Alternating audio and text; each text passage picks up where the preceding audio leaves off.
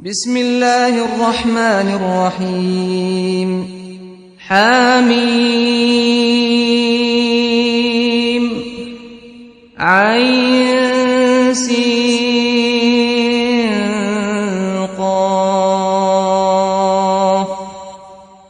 كذلك يوحي إليك وإلى الذين من قبلك الله العزيز الحكيم. السلام عليكم ورحمة الله. الحمد لله رب العالمين، والصلاة والسلام على أشرف المرسلين نبينا محمد وعلى آله وصحبه أجمعين. We continue inshallah ta'ala with Surah Ash-Shura and verse number 7. Verse number 7 in Surah Ash-Shura. I recited these verses last time. So the verse says أعوذ بالله من الشيطان الرجيم وكذلك أوحينا إليك قرآنا عربيا لتنذر أم القرى ومن حولها وتنذر يوم الجمع لا ريب فيه فريق في الجنة وفريق في السعير. The translation of the ayah. And thus we have revealed to you an Arabic Quran that you may warn the mother of cities, Mecca, and those around it, and warn of the day of assembly, about which there is no doubt. A party will be in paradise and a party in the blaze. The surah started with كَذَلِكَ يُوحِي إِلَيْكَ وَإِلَّا الَّذِينَ مِنْ قَبْلِكَ. This is how Allah subhanahu wa ta'ala revealed to you as He revealed to those who before you, O Muhammad sallallahu alayhi wa sallam. So now here it talks about the wahy on the Prophet alayhi salatu wasalam, where Imam Sa'di rahimahullah he says ثُمَّ ذَكَرَ مِنْهُ عَلَى رَسُولِهِ. Allah subhanahu wa ta'ala mentioned His favor upon His Messenger sallallahu alayhi wa sallam وَعَلَى النَّاسِ, and upon the people حيث أنزل الله قرآنا عربيا, that Allah subhanahu wa ta'ala brought down, revealed قرآنا عربيا. Quran عربيا, that means in the Arabic language بين الألفاظ والمعاني. بين, that the Quran, what's the significance of saying عربيا? That it's bayin, it's very clear in its words and its meanings, and that's something that is very clear characteristics of this language, where it makes things very clear and away from ambiguity, with the richness of the words and the vocabulary and the way of expressing things. لِتُنذِرَ أُمَّ الْقُرَى, and also to mention that every messenger was sent. وَمَا أَرْسَلْنَا بِرَسُولٍ مِّن رَسُولٍ إِلَّا بِلِسَانِ قَوْمِهِ. We have not sent a messenger unless he speaks the language of his people. So it has to be with a language. And since this is the final revelation from Allah, so the language that is Allah subhanahu wa ta'ala chose for the universal message to all mankind till the day of judgment is the language of the Quran and the clarity of it. And the reason why لِتُنذِرَ أُمَّ الْقُرَى, for you to warn al-Qura, which is here refers to Mecca, Meccatul Mukarramah. And literally translates as the mother. Al-Qura, towns. So the mother of towns. What does that mean? The Arab, whenever they would call something, they would call something with is something. They refer to the core of it, or the root of things. So Ra'si, example. The Ra's is the head. Someone fell on his head, but when they say Ra's, that means the core of his head. So the core of everything. So this is الطريق. وما كان ربك مهلك القرى حتى يبعث في أمها رسولا. As Allah subhanahu wa ta'ala said, that He would not destroy any town unless He would send في أمها, in its a messenger, meaning in its core, its foundation of it. That means not just to the outskirts, maybe. That means they have to be warned. So وَمَنْ حَوْلَهَا, and who surrounds it, من قرى العرب, from the towns of the Arab. ثُمَّ يَسْرِي هَذَا الْإِنذَارُ إِلَى سَائِرِ الْخَلْقِ. Then this warning, يَسْرِي, moves to the rest of the creation of Allah. وَتُنذِرَ يَوْمَ الْجَمْعِ, and to warn the people, يوم الجمع. يوم الجمع, the time of gathering, which is الذي يجمع الله به الأولين والآخرين, the day that Allah subhanahu wa ta'ala would bring together the first and the last. تخبرهم أنه لا ريب فيه, and to inform them that there is no doubt in it whatsoever. وتنذر يوم الجمع. So this is again to show how the importance of يوم الجمع, even though the إنذار is mentioned, لتنذر القرى. So the إنذار is what? To warn the city of Mecca and what surrounds it and the entire world, to warn them of what? Warn them of the punishment of Allah, warn them if they don't believe that they would receive the punishment of Allah. But here specifically mentioning وَتُنذِرَ يَوْمَ الْجَمْعِ, which is part of the warnings anyway, but here to mention it specifically to show the importance of it. وَتُنذِرَ يَوْمَ الْجَمْعِ لَا رَيْبَ فِيهِ. And Allah subhanahu wa ta'ala in the Quran in many verses mentions this warning, وَأَنذِرْهُمْ يَوْمَ الْأَزِفَةِ, warn them the day of al-Azifa, things like this. يَوْمَ يَجْمَعُكُمْ لِيَوْمِ الْجَمْعِ. So one of the names of day of al-Qiyamah is يَوْمُ الْجَمْعِ, the day of gathering, because everyone will be gathered in it and no one will escape. Also that every group will be gathered together. هذا فوج مقتحم معكم. Every nation will be gathered together. People will be according to their actions together. من تشبه بقوم فهو منهم. المرء يحشر مع من أحب. The person will be resurrected in the day of judgment with those who used to love in this worldly life. So لا ريب فيه, no doubt about it. وأن الخلق ينقسمون فيه فريقين, and that the people will be split into two groups. فريقا في الجنة, a group in Jannah, وهم الذين آمنوا بالله وصدقوا المرسلين, those who believed in Allah and believed in the messengers. وفريق في السعير, and a group in the hellfire, the blaze. وهم أصناف الكفرة المكذبين, and they are the disbelievers, those who denied the truth. And this is the purpose of sending the Prophet ﷺ to warn the people and to warn them from the day of judgment. And part of the warning is when someone knows that a group will be in Jannah and group is in the hellfire, that's sufficiency in warnings that either you are, each and every one of us, either going to be from the people of Jannah or from the people of the hellfire. That means we have to have the fear and the hope, and there's no third place. And the people are not going to be in one place or the other based on a favor that they would do to one another or a favor of Allah. This is all according to one's actions in this life. He says, وَمَعَ هَذَا فَلَوْ شَاءَ اللَّهُ لَجَعَلَ النَّاسَ أُمَّةً وَاحِدَةً. The next verse, which says, وَلَوْ شَاءَ اللَّهُ لَجَعَلَهُمْ أُمَّةً وَاحِدَةً وَلَكِنْ يُدْخِلُ مَنْ يَشَاءُ فِي رَحْمَتِهِ وَالظَّالِمُونَ مَا لَهُمْ مِنْ وَلِيٍّ وَلَا نَصِيرٍ. And if Allah willed, He could have made them of one religion, but He admits whom He wills into His mercy, and the wrongdoers have not any protector or helper. So since it said فَرِيقٌ فِي الْجَنَّةِ وَفَرِيقٌ فِي السَّعِيرِ, a group in Jannah, a group in the hellfire. So since this was mentioned, then now the next ayah, that these two groups are all from Allah subhanahu wa ta'ala. And Allah subhanahu wa ta'ala made the means to it by His hikmah subhanahu wa ta'ala. And if He will subhanahu wa ta'ala, He would have made them all one nation, one religion upon the same belief. That means they all become from the people of Jannah. This is what everybody, for example, would wish that things are like that. But this is not according to your suggestions, not according to your will. This is by the will of Allah. So this is the reality. That means deal with this reality. وَمَعَ هَذَا فَلَوْ شَاءَ اللَّهُ لَجَعَلَ النَّاسَ أُمَّةً وَاحِدَةً. If Allah subhanahu wa ta'ala will, He would have made the people all one ummah, upon one religion, على الهدى, on guidance. لأنه القادر الذي لا يمتنع عليه شيء. He is the one that is able to do all things. Nothing can be difficult for Him.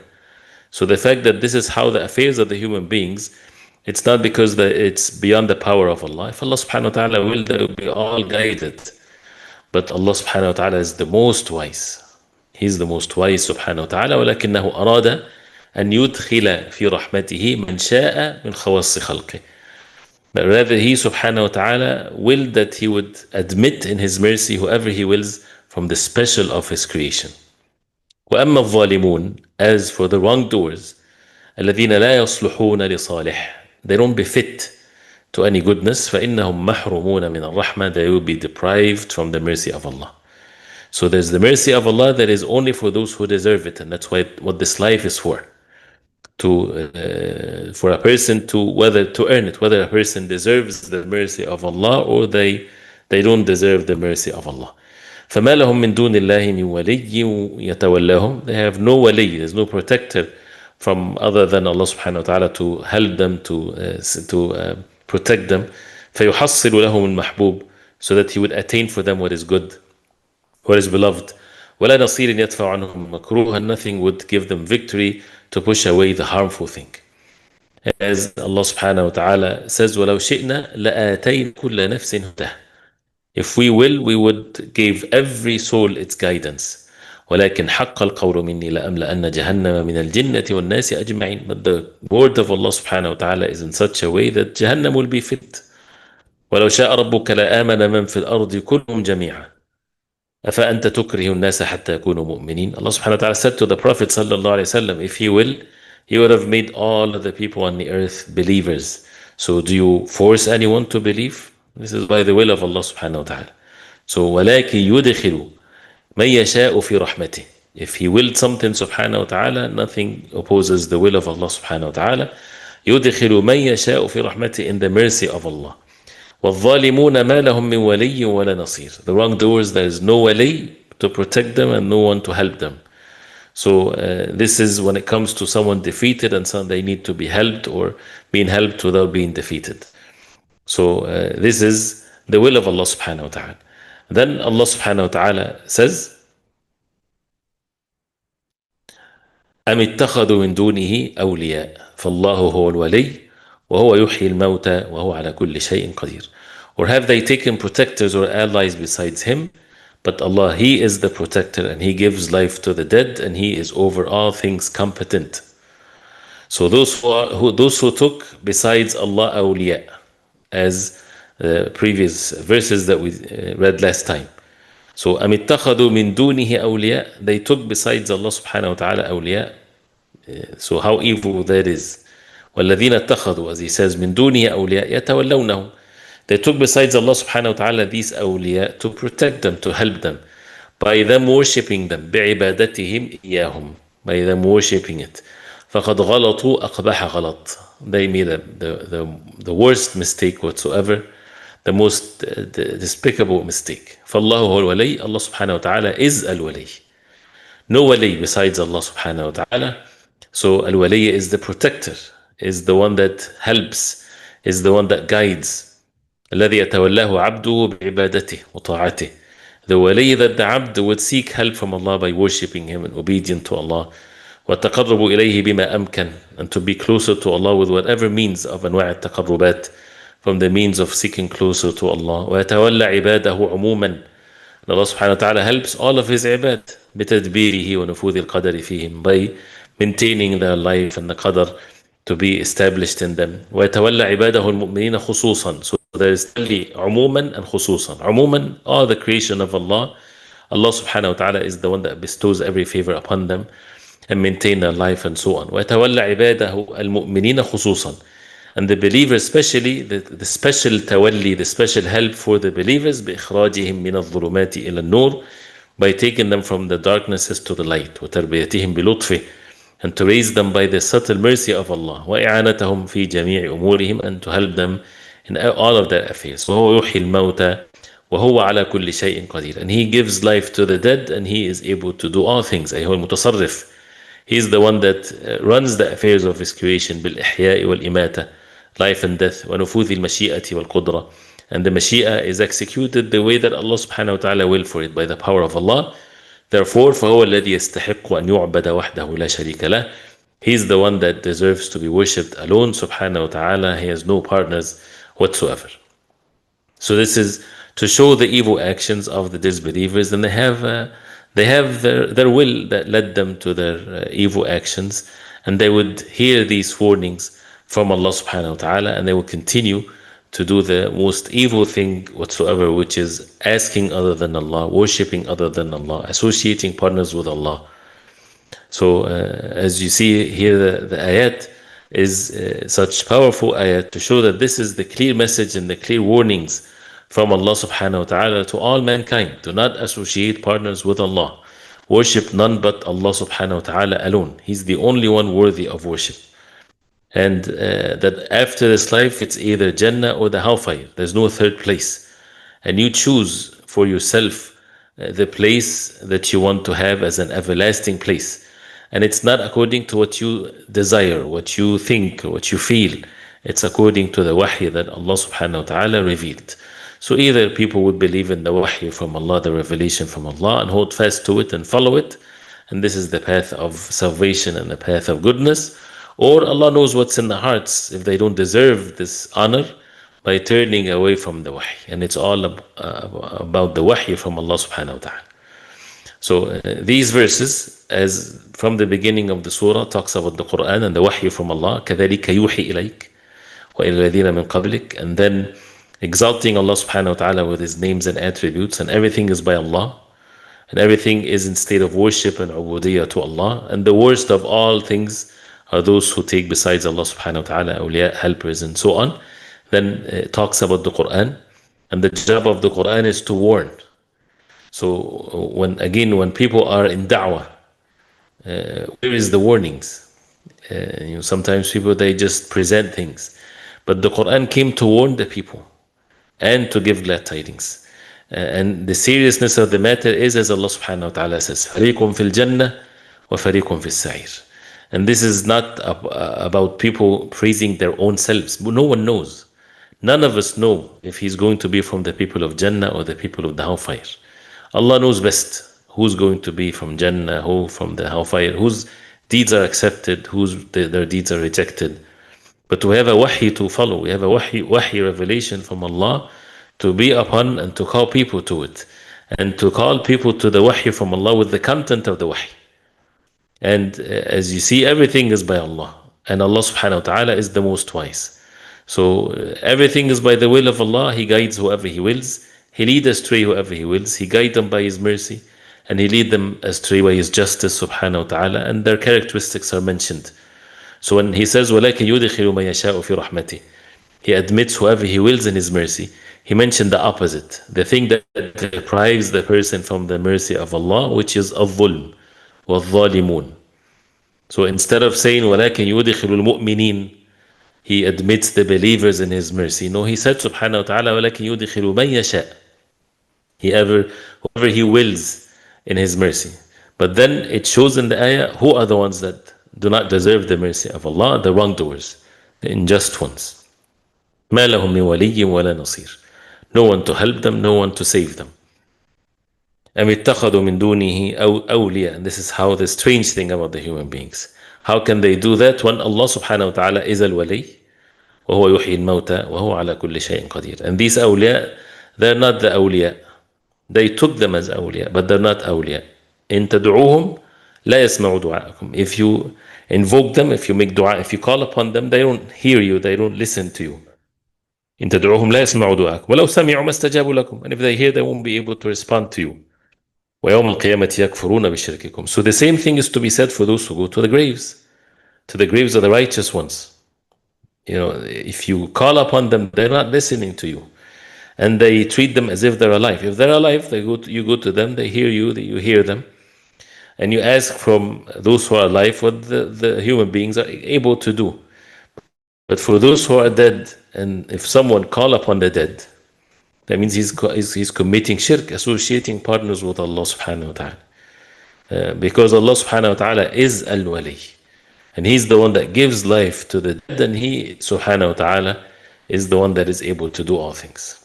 So one ayah builds in the heart of the believers matters of belief that becomes very well established, that then it shows in speech and actions.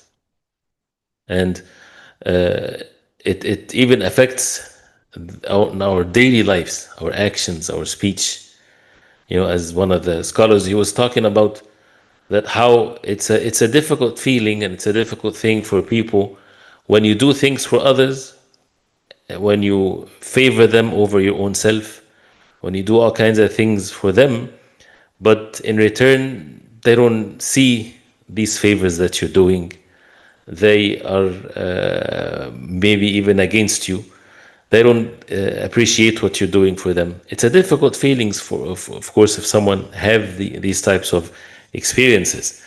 But this is meant to be so that people would only turn to Allah subhanahu wa ta'ala alone. And is it an easy matter? It's easy from one perspective, but it's also difficult. That for you to make your entire life only for the sake of Allah. Because at the end, this what matters. That's what matters. Everything else will be lost. Anything that is done to other than Allah, it's waste.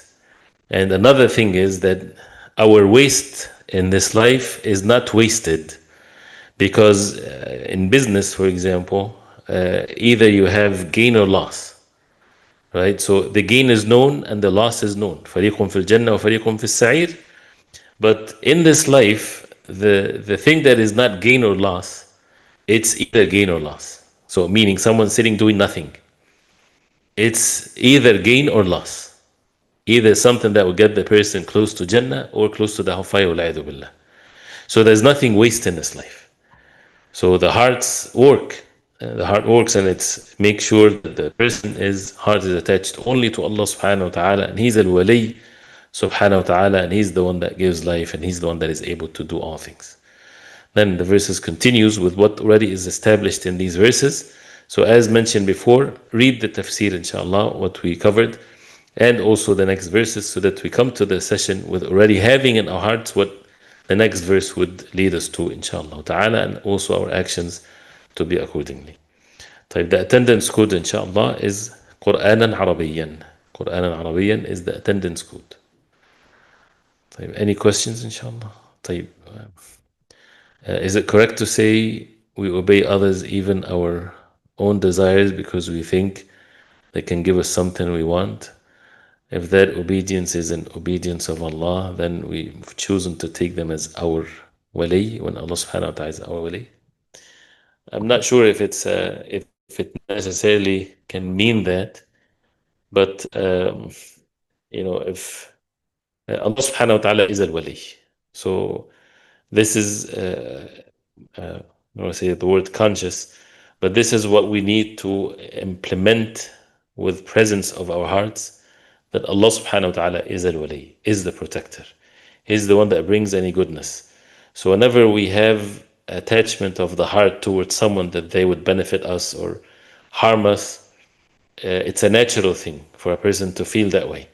But the effect of the Quran is that the heart is directed otherwise, turned away from this, to see that that human being is nothing. Allah subhanahu wa ta'ala is al-wali. And if Allah subhanahu wa ta'ala will for that human being or anyone else not to do or to do things, everything is by the will of Allah. While of course taking the means, without ignoring the means, but the hearts are fully attached to Allah subhanahu wa ta'ala. And as one of the early generations of Islam, he gave the example of the pen of the judge. So if the judge already had made the decision that so and so is going to be persecuted by death penalty, for example, right? So, and it's all depending on the judge and his judgment and ruling, none else. So that person that is about to be punished, if he fears the pen that the judge will write the sentence with, that means he's wrong, of course. It is not the pen that he fears the judge. So, and to Allah subhanahu wa ta'ala, the best example is that when people fear the creation of Allah, when the creation of Allah cannot do anything except by the will of Allah. So why fear them? Fear Allah subhanahu wa ta'ala alone. No. Which country is suggested to do hijrah for Islamic education for kids? Wallahi, Allah knows best. Allah knows best. With things and barriers and things like this, Allah knows best. And everyone should, of course, make sure that they take the means to protect their children, no matter where they are. And if people are able to go to the place that is more best for their religion and the religion of their kids, this can be many places on the face of earth. Allah subhanahu wa ta'ala knows best. May Allah make it easy, inshallah. How should the Muslim spend his free time if he likes to spend time doing hobbies that are permissible and enjoyable to him but not necessarily benefiting his akhirah? Would this consider the gain or loss? Well, this is the subject of of free time. The ones that are serious in their life, most of the time, I'm not saying this is always true, but most of the time, people don't have to worry about their free time. They'll know how to use their free time in the best way if they're wise, meaning they enjoy whatever they do in their free time because they're busy. When someone is busy, then they have a free time. They enjoy it even if they don't do anything. So this is first thing that has to be said. So to focus on the seriousness of life before we focus on the free time. And it doesn't mean that we ignore the free time. But what is the seriousness of our life? Someone works this, someone studies this. So this is his full time. And then the free time, this is something easy then to take care of. For children, those who are not yet in the age of puberty, the matter is not the same because they need to have more of playful time in the right way and gradually introduce them to the seriousness of this life. So that's why at the age of 7, for example, they get to pray every salah, and they still to do activities and things like this to make sure that it's halal. And just part of making sure that things are halal, this by itself is means to the Jannah, and it's a gain and it's not loss. So if something that is permissible, there's nothing haram in it, and we have to put so much stress on this. No haram in it whatsoever, no doubts in it whatsoever, and it does not take away any of the obligations. And the obligations are not just salah, other obligations in our life. Then it's okay, and it doesn't take away from the seriousness of our life. And it's the intentions of it is to gain the energy and the ability to join again and to rejuvenate our energies to do the right thing. Not that the free time and the enjoying things in this life becomes a goal in itself. It's when someone, this is their industry, this is their life is upon this. There's a major difference between both. And that's why we have to, and introducing things, we don't have to follow what they make for us, right? So there's physical activities that needs to be done, and they will have it as a way to enjoy and at the same time benefits them physically and mentally and all kinds of things. And that's something that we need to also to revive among us. And all of that is, when I'm saying all of this, for some reason it comes in front of my eyes, the video games or things that is from a screen that becomes the industry of free time, the industry of fun. When is if something that can be harmful, this is one of the ways that people are harmed, and that's why they say it's just that small amount of that might be okay, more than that it can be harmful. So when something like this is where we have to be extremely careful with these things that changes the aqidah and changes the way of understanding, and health-wise it's not good, and we just fall into the things that they make for us, and we just try to alter it, the way that we minimize the evil. So let's be more proactive in which we choose what is right, but it requires effort, and may Allah subhanahu wa ta'ala make it easy for all of us, inshallah. But again, in principle, as long as it's permissible, as long as it doesn't take away anything of the obligations and the seriousness of life, then inshallah it's a gain. May Allah make it easy, inshallah. Hobbies like baking, stitching, knitting for women can be considered helpful for akhirah views for family. MashaAllah, this is good. This is great, MashaAllah. And it's to just the fact that a person is busy in their life with something, it's better than being empty, because this is where the ways of shaitan is. And to recognize the differences between men and women, and things as mentioned, baking, stitching, these types of things, and it helps for the family, and it open doors for other things, and it's something that can be used for charity, for making money. Even all of these things are permissible, and it's good, inshallah, and it's not waste. And as long, again, as it does not take away the balance in our life with rights that we observe in our lives, and the rights of others, and to be at ease with things, mashallah, this is beautiful, inshallah. It says, my child loves drawing, so he draws characters with faces. Is it allowed to draw facial features? And the answer, no, it's not allowed. It's not permissible. Even it's for children. even though they're not responsible for their actions, but we have to make sure that they only do the right thing. And the Prophet ﷺ, he said, لَعَنَ اللَّهُ الْمُصَوِّرِينَ. Allah curses the image takers. So drawing is okay, and drawing things that has there's no life. So trees, sceneries, all kinds of things, objects. That's okay. But and the surah is a ras. The Prophet ﷺ, he said, "As-surah ras." The surah is the head, not the eyes and mouth and nose that some people think. No, it's the entire head. So if the head is not there, then that means it's not a surah. It's not an image that is forbidden. So, and this is part of the responsibilities. If someone likes something, we have to abide by the laws of Allah subhanahu wa ta'ala, and again, not to deprive them completely from it, but to direct it in the right way, inshallah. Is it better to try to keep kids away from drawing and instead keep them busy with more productive pastime activities? There's no harm if they do this, and it's something that can make them busy, and it, inshallah, it helps in other ways if we choose for them what is good and to make them away from what is haram. And at the same time, if we're able to have activities that are productive and it's something that they enjoy and they learn at the same time, and learning doesn't have to be from our perspectives as adults. Learning from the perspective of children, children, you might have them to have, strong imagination, for them to think of it. It's a good thing for them. Physical activities.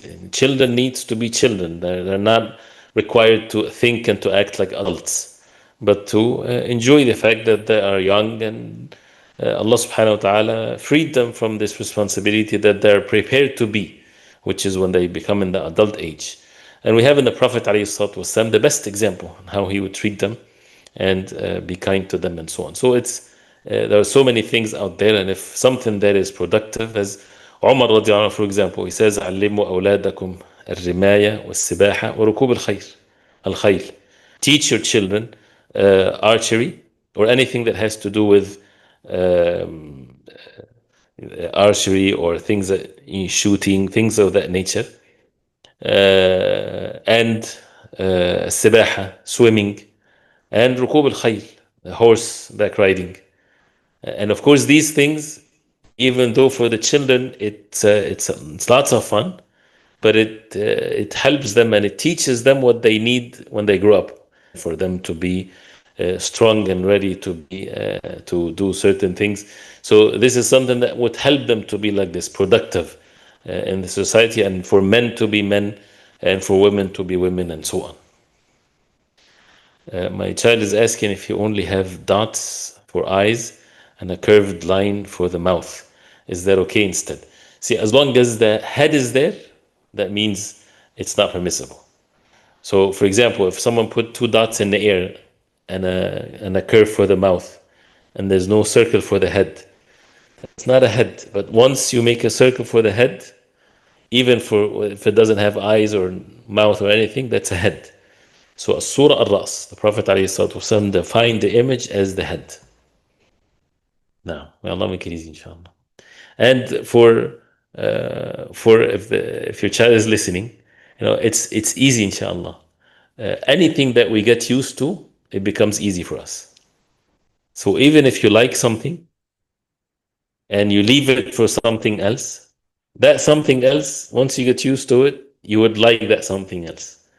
So we should be always flexible with things, and that's one of the lessons of life that we also need to learn. And life goes on, inshallah.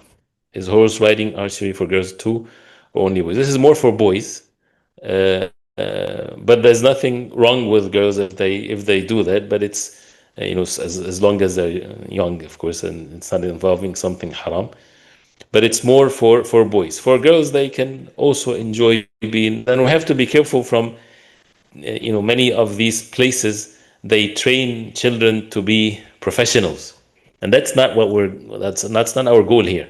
It's for people to go to the Olympics, for example, right? This has become something else. But to have the skills to be able to be at ease with these things, this is good, mashallah.